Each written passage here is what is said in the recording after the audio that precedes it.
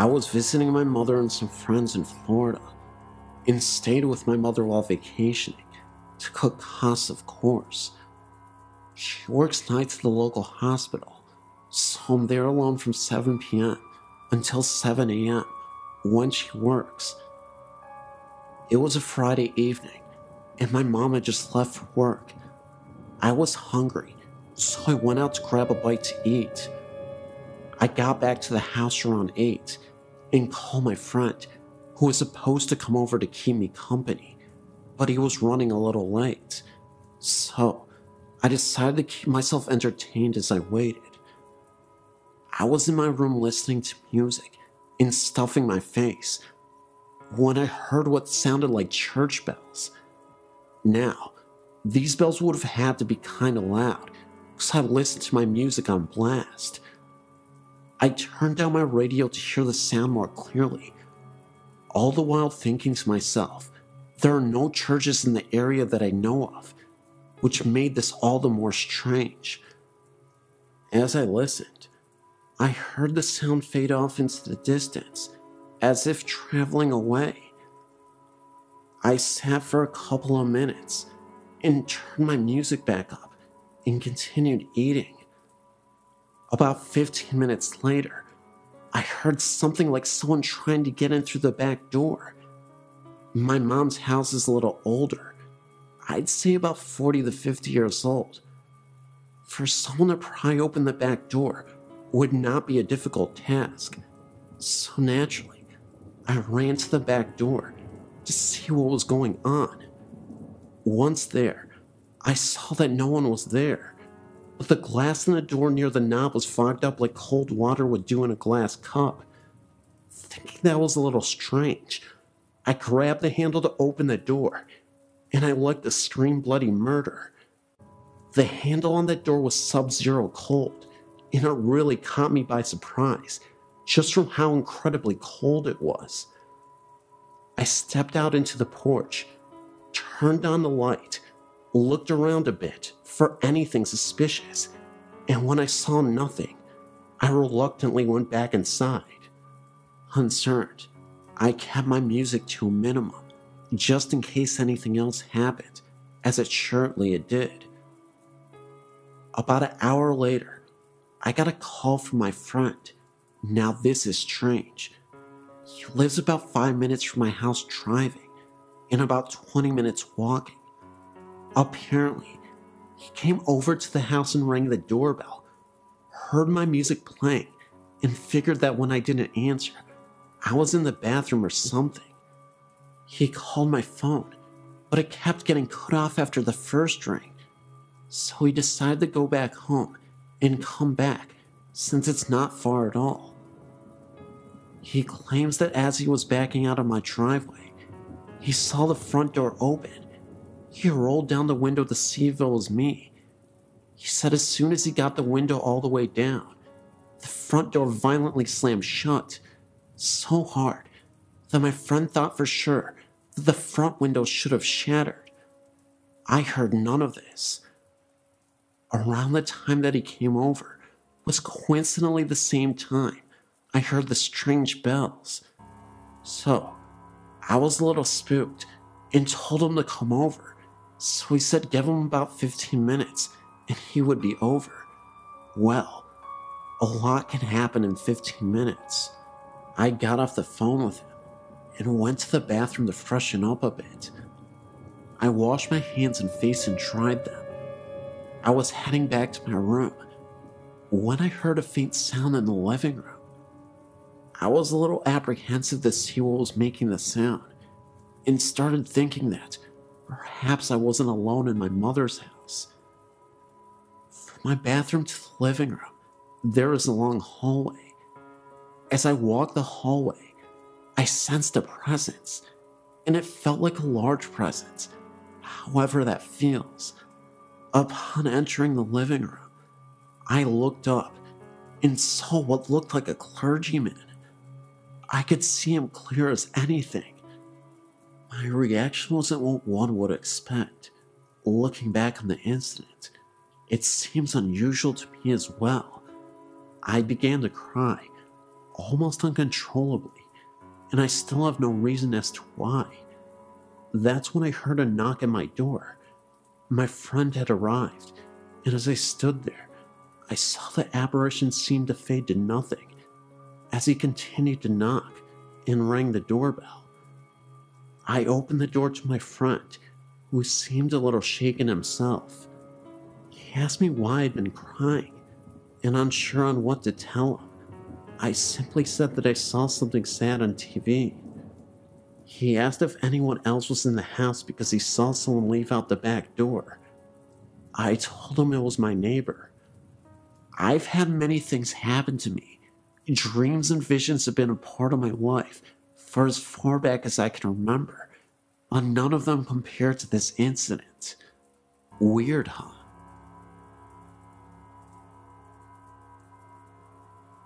I was only about 3 years old when I first started seeing things in my old house.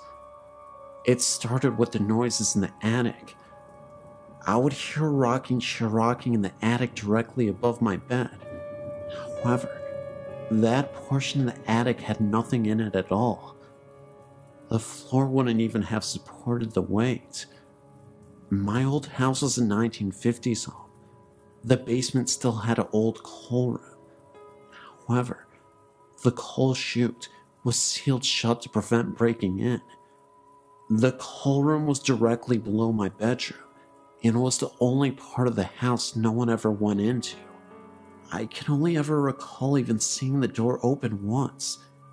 It was an empty, depressing kind of room. In addition to the noises above, I would sometimes hear footsteps in that old room below me, or footsteps on the basement stairs.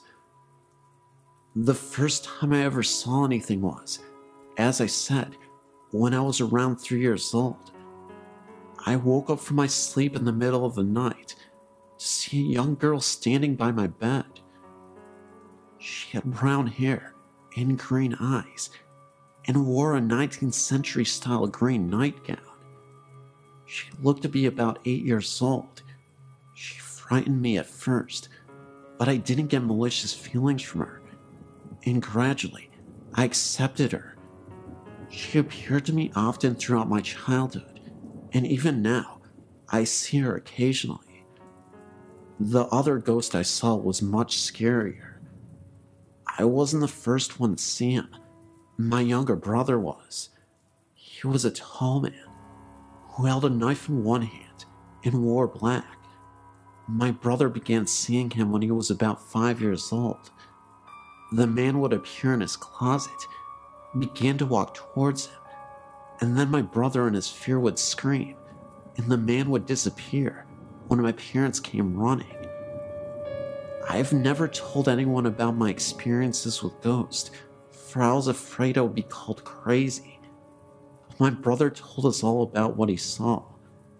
He saw the man a total of 4 times, once in each of our bedrooms, and twice in mine. I saw the man twice, but I didn't begin seeing him until I was much older, around 9 years old. I always got a fairly bad feeling from the man, and Victoria, the name I gave the little girl, would always disappear before he appeared. I got the sense that she was scared of him for some reason. In addition to this, when my great-grandma passed away, I inherited her jewelry box. The first night I had it, I'd left it sitting open on my bedroom floor. When I went to bed, I was around 6 years old. I was lying awake in bed when suddenly the movie in my VCR fell out of the VCR and onto the floor. A few minutes later, my TV turned on. There was no one else in the room at the time. As I got up to turn it off, it turned itself off. A few nights later, I'd once again been playing with the jewelry in the jewelry box. I awoke to find my basketball bouncing itself repeatedly against my dresser, sideways. There was no one else in my room at the time, and it kept it up for over a minute. After that, I became frightened and stowed the box away in the back of my closet. To this day, I will not open it, even though I'm now 16. The scariest thing of all happened when I was 11. I awoke in the middle of the night, unable to move the lower half of my legs. Terrified, I sat up to see a strange black shadow sitting on my feet. It was blurry. That may have been partly because my glasses were sitting on my bedside table. At first I thought it was my black cat, but quickly realized that it was much too big. It was transparent. It was about half the size of a small child. But the thing itself isn't what scared me. It's the feeling that I got from it. I felt terrified, like I've never felt before in my life, as if the strange shadow was pure evil. I struggled to move my legs, and then ran into my parents' room and woke them up. It's the only time I've ever told them of my paranormal happenings. My dad came into my room and turned my light on, but of course, the thing was gone.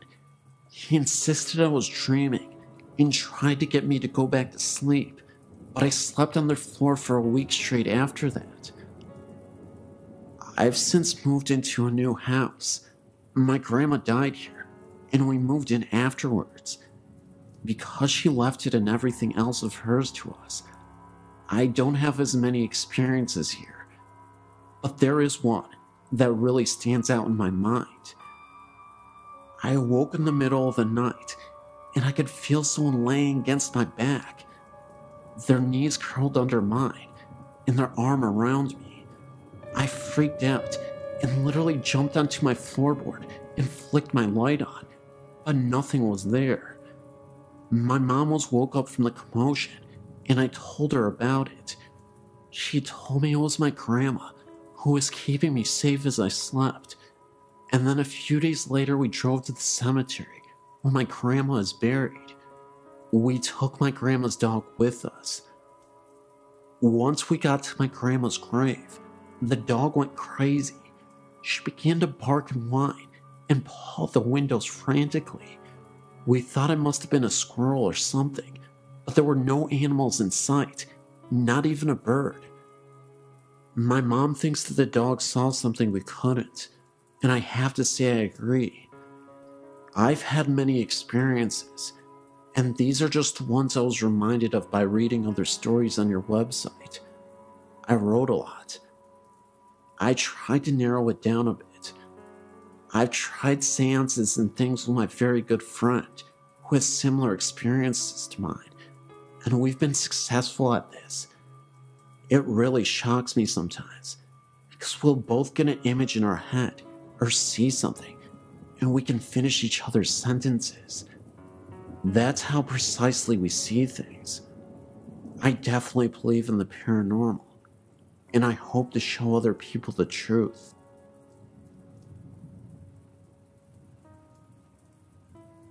I lived in this area for over 30 years.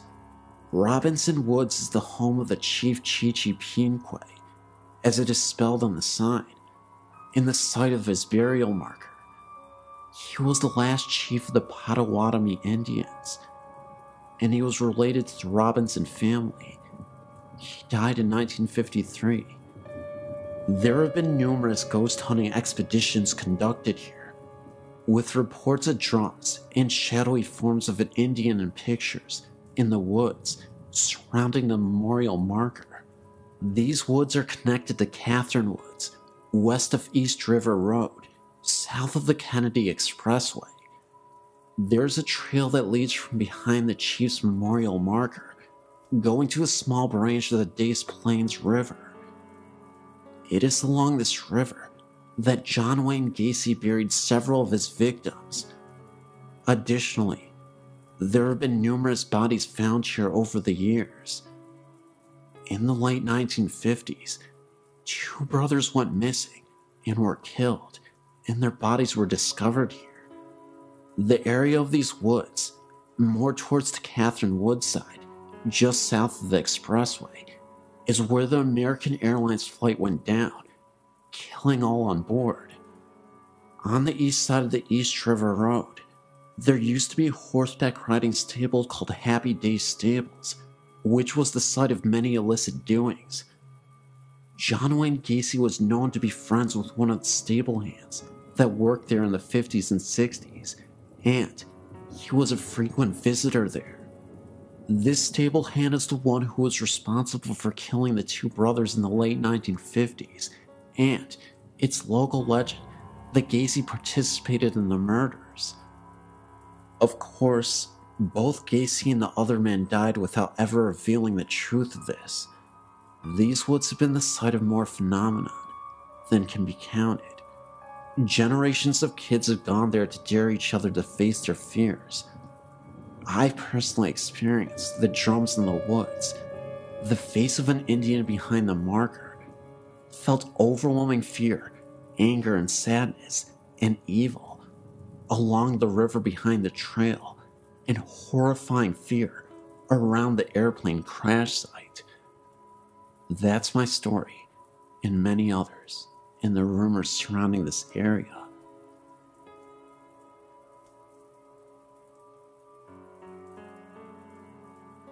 When I was around 7 or 8 years old, I lived in Norwalk, California, with my mom and my soon-to-be stepfather in a 2-bedroom apartment.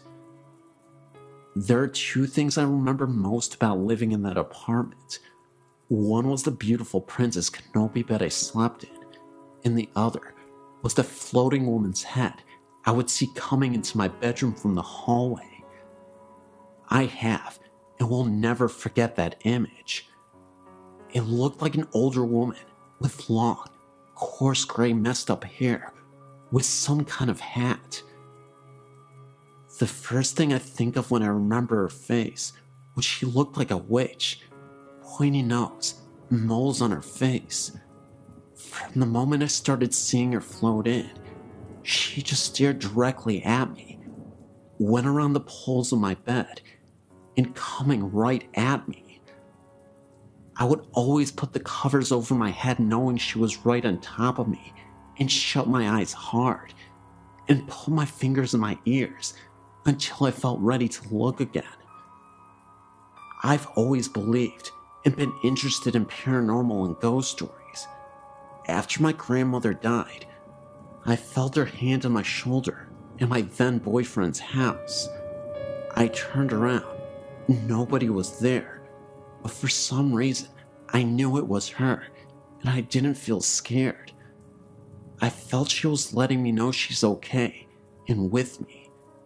Lately, my sister and I have been looking at paranormal sites and researching videos and pictures of ghosts, paranormal stories. Your site is my favorite right now.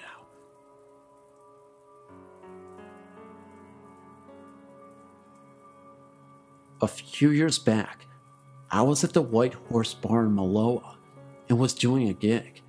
When I was done, I left the back room and walked through the kitchen area, passed by a guy in a white outfit who was preparing food, or so I thought. I put my stuff out of my vehicle, came back in, and was going to get a bite to eat. I asked for a menu, and a barmaid gave me one. I ordered food, and the barmaid headed back to make me my food. After a while, she came back with my food. Her and I talked, and we started dating shortly after that. Well, a week or so later, I met the whole crew, 3 girls, and the owner. I asked where the chef was, and the owner told me they're right here. I laughed and said, "What about the guy?" They all gave me a funny look and said there is no guy. I had explained the guy I'd seen a week back that appeared to be a cook, dressed in white clothing that's similar to a chef, and was facing the kitchen stove that I walked by. They all gave me a weird look, and from there, the owner talked about seeing shadows going across the back room area late at night, and no one was there. He told me the owner prior said a ghostly head was said to appear down from above the bar one time in the past. There was a time that I had to change the light bulb, and it had to be replaced. The old one was loose and burned out. I tightened the new one in place and tightened down the fixture, and we were sitting down my girl at the time, and the owner and another of the bar ladies and I joked, the ghost will probably be here to flicker the lights, and the light will burn out. The crazy thing is, a couple seconds after that, the light flickered and went out. The owner got another light bulb, and I took the fixture enclosure off to find the bulb loose, but still good. One of the barmaids researched the property and told us the place a long time ago, back in the past, was a feed store, and that a guy in his teens got crushed to death from fallen feed sacks. Hey Phantom, so first of all, I wanted to actually tell you guys to do the same thing I always tell you to do, and stop and take a moment to actually share this video, because it does really make a difference, and it helps me with the algorithm when the algorithm is not paying attention and doing what it should be doing, and that's actually promoting the content that you guys love. So please do it. If you don't get notifications, that must mean that YouTube hates me. They don't want me to see success and all that other things that come with life that are good on the platform. Yeah, let's just go with that. Anyway, guys, yeah, for real though, thank you so much for tuning in and enjoying this video. There are a lot of good stories. My favorite story is actually the last story, and the witch story. So let me know in the comment section below which story you like the most as usual. I really appreciate your readership, your viewership, your likes, and everything that goes along with that. And I love being high energy because passion is what we need, and passion is what will get us through 2020, this miserable 2020 that we've been feeling. And if you guys could see it, I'm throwing my fist up valiantly in the air and hoping for a New Year's resolution of epic proportions. Yeah, that was weird and cringy. Okay, guys, love you guys, and I'll see you in the next video.